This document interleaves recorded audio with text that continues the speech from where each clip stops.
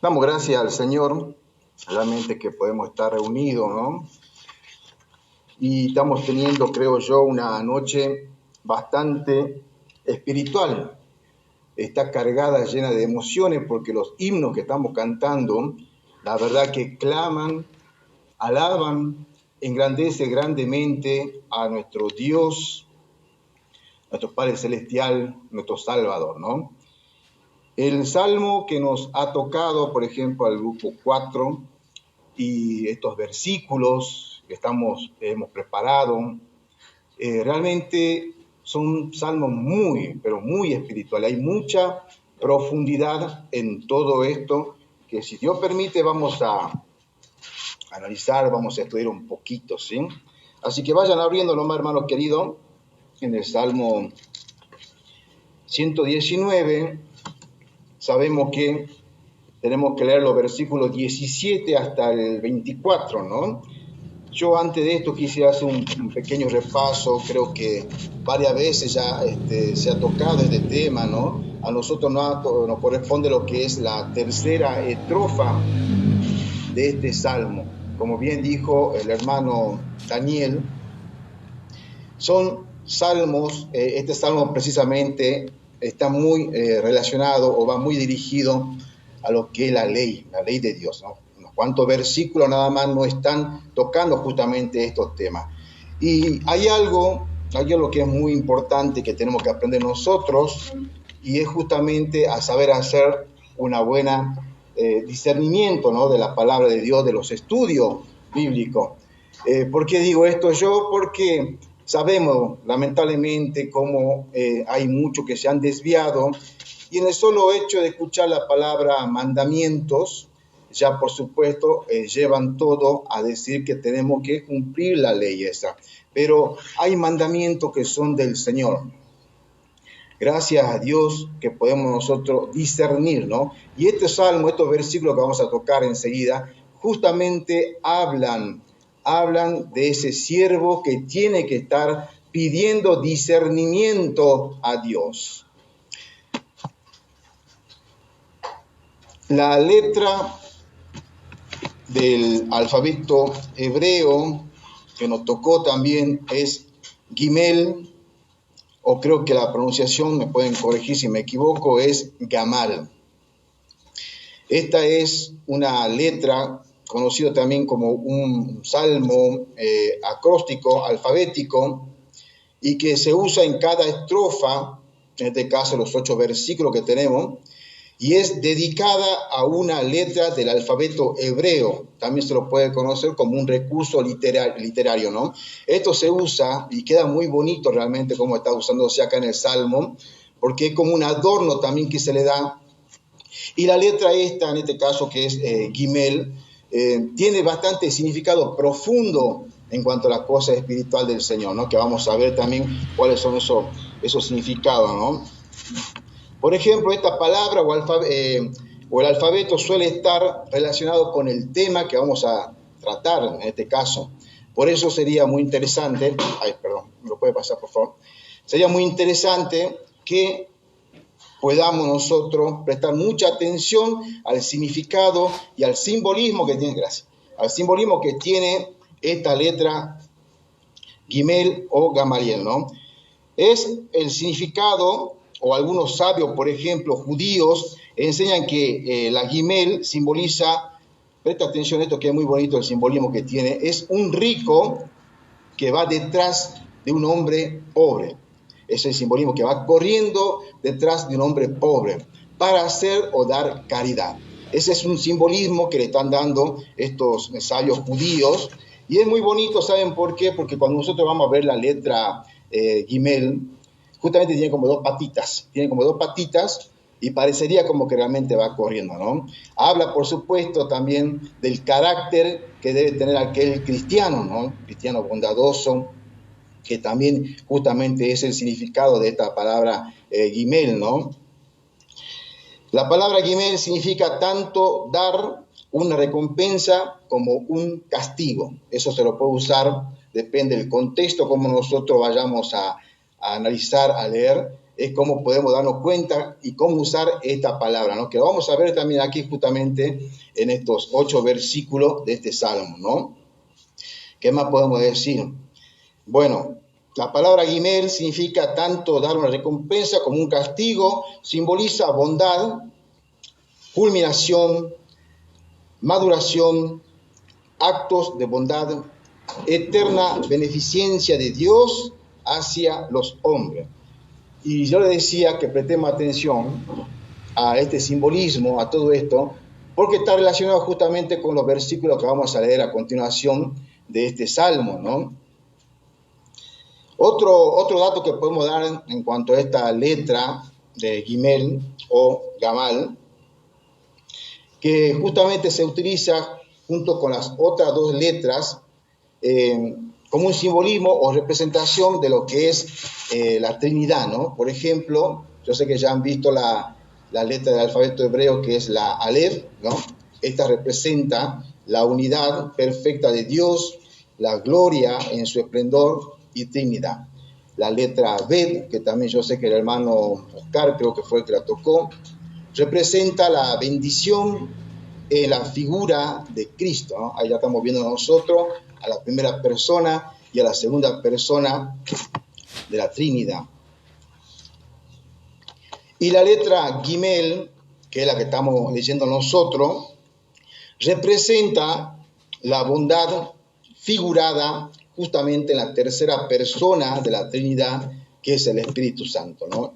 Es el carácter del cual a nosotros podemos ver que tiene el Espíritu Santo cuando, por ejemplo, hablan del fruto del Espíritu Santo, ¿no?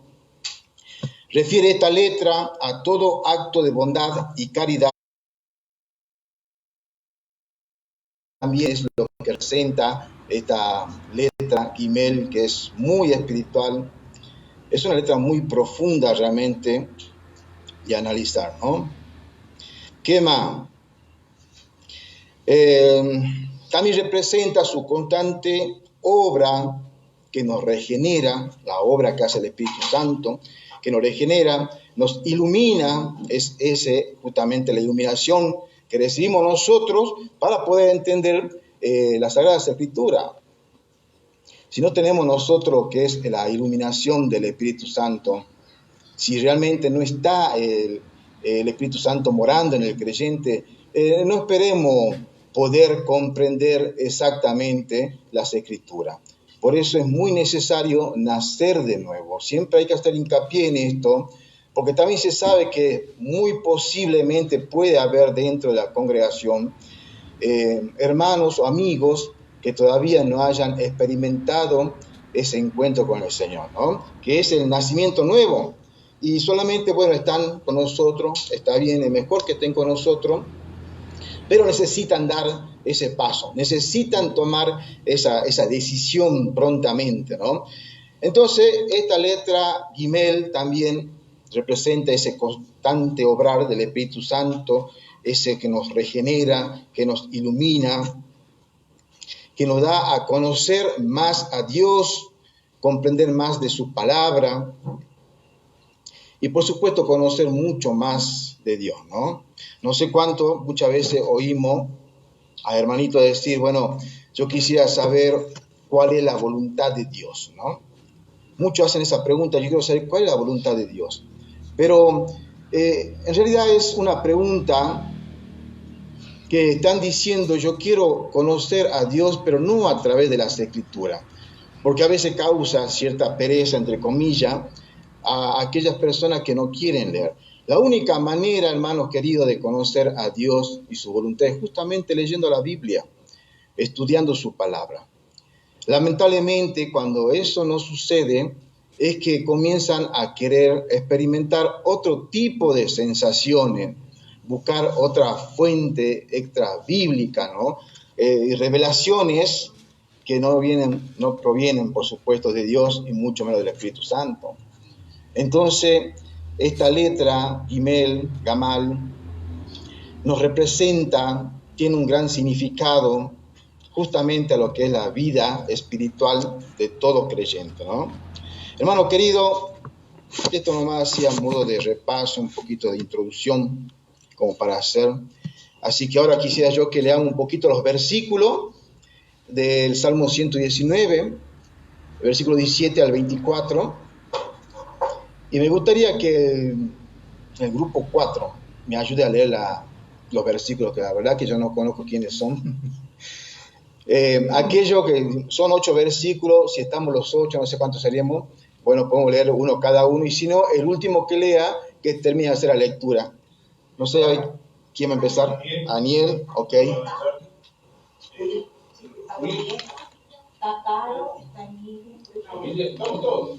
Bueno, entonces vamos a leer, y lo vamos a hacer en voz alta, por favor, ¿sí? Empieza nomás. Haz bien a tu siervo, que viva y guarde tu palabra. Abre mis ojos y miraré las maravillas de tu ley. Forastero soy yo en la tierra, no descubra en mí tus mandamientos. Quebrantad mi alma de desear tus juicios en todo tiempo.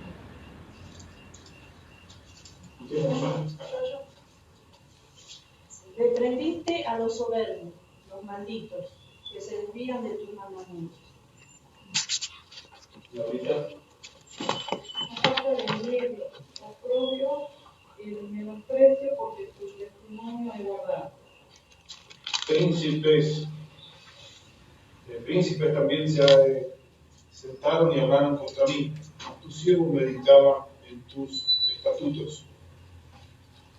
Pues tus testimonios son mis delicias y mis consejeros. Amén. Bueno, gracias mis hermanos queridos.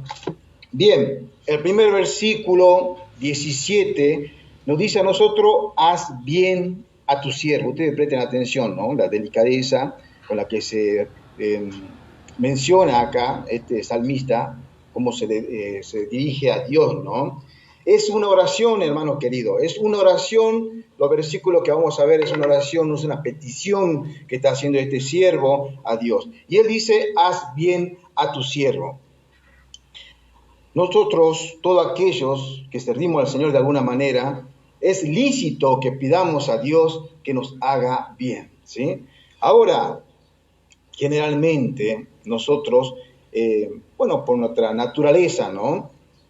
Pensamos que hacer el bien es justamente recibir solamente lo material o alguna situación que nos esté aquejando. Bueno, Señor, haz el bien a este siervo. Por supuesto, podemos hacer eso. Pero lo que el salmista aquí está haciendo es otra cosa. Ustedes observen lo que continúa diciendo ahí en el versículo: haz bien a tu siervo. ¿Qué dice? Que viva. Ahí está. Esa es la bendición que él está pidiendo. Primeramente, que viva y que guarde su palabra. Hermano querido, es muy complicado muchas veces guardar la palabra de Dios. Muchas veces existen tendencias de algunos hermanitos de querer desviarse de la palabra de Dios y querer ponerles, acoplarle, aumentarle otras cosas, ¿no?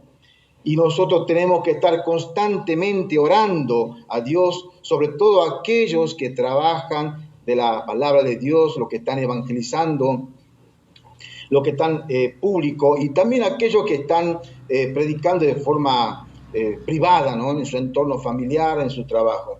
Tenemos que estar pidiendo nosotros constantemente esa dirección a Dios, que nos guarde, porque está la tendencia muchas veces cuando nos quedamos sin palabras quizás, o no tenemos algunos textos bíblicos, y comenzamos a querer recurrir a, quizás a un testimonio personal, comenzamos a poner historias, o ya tratamos de hablar de nuestra buena intención. Claro, todo queda en buena intención, pero no es palabra de Dios, no es palabra de Dios.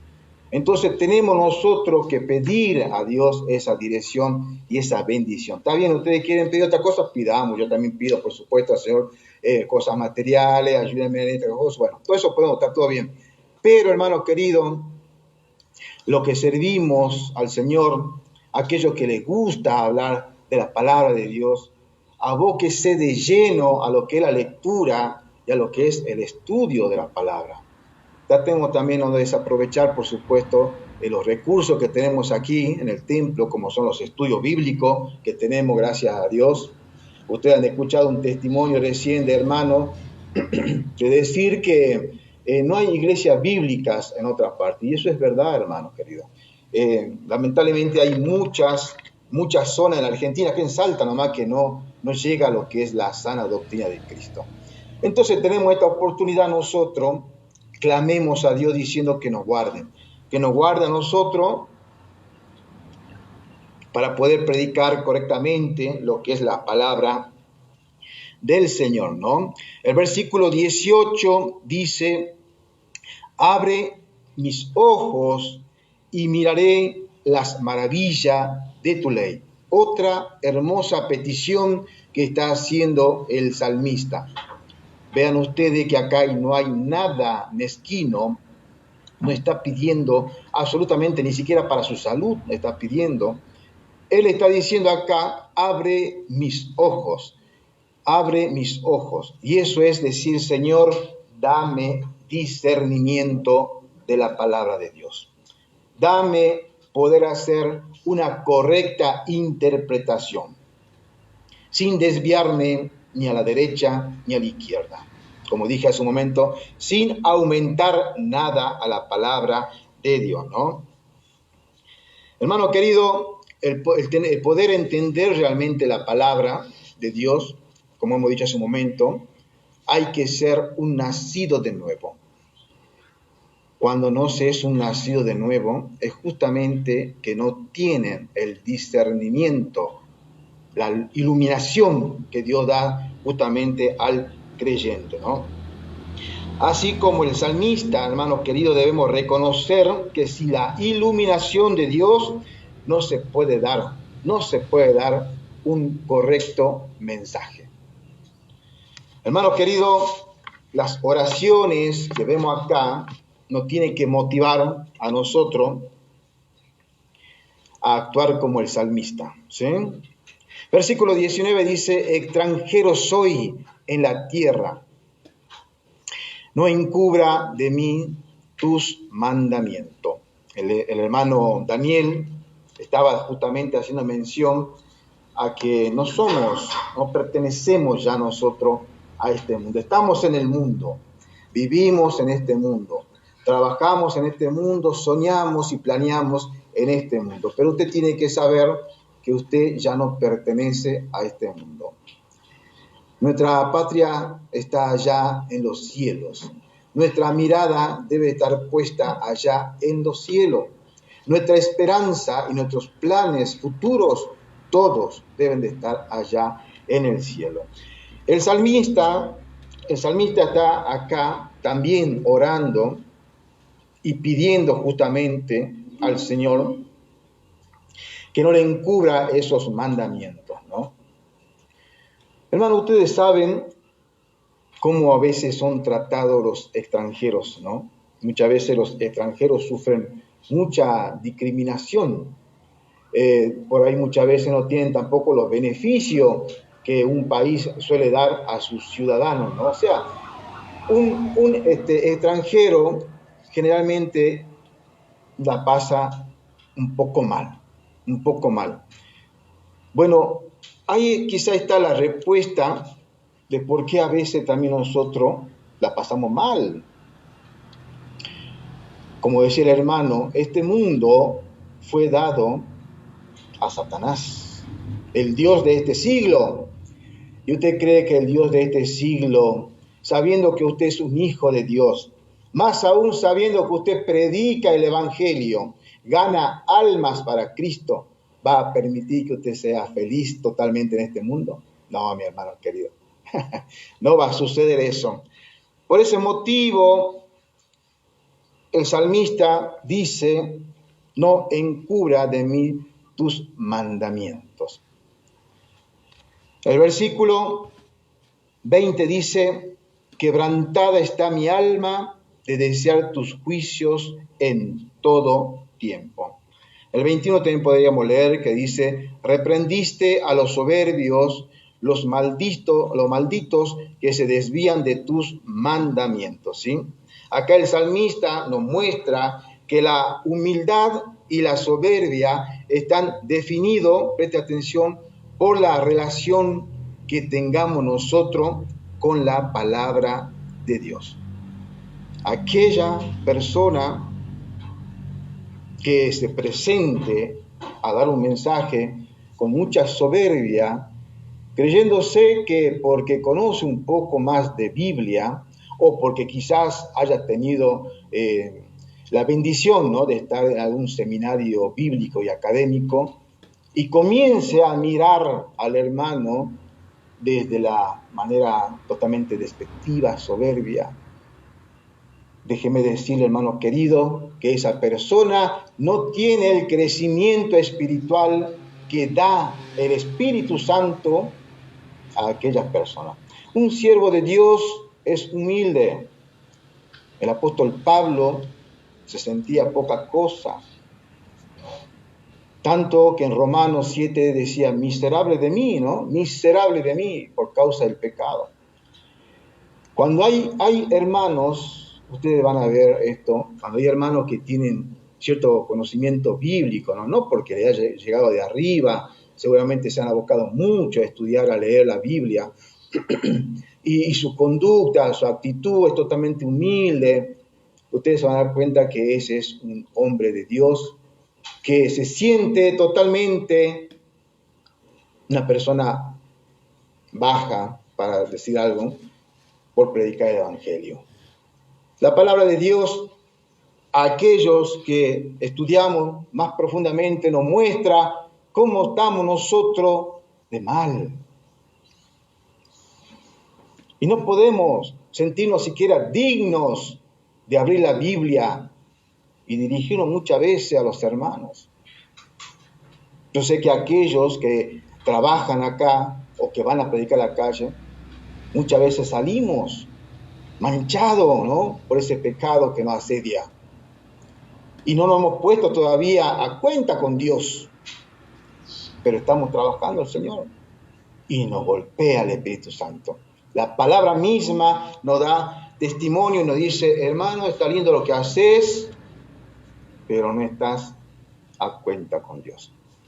Y eso mismo a nosotros nos lleva a estar cabeza agacha y ser humilde. Hermano querido,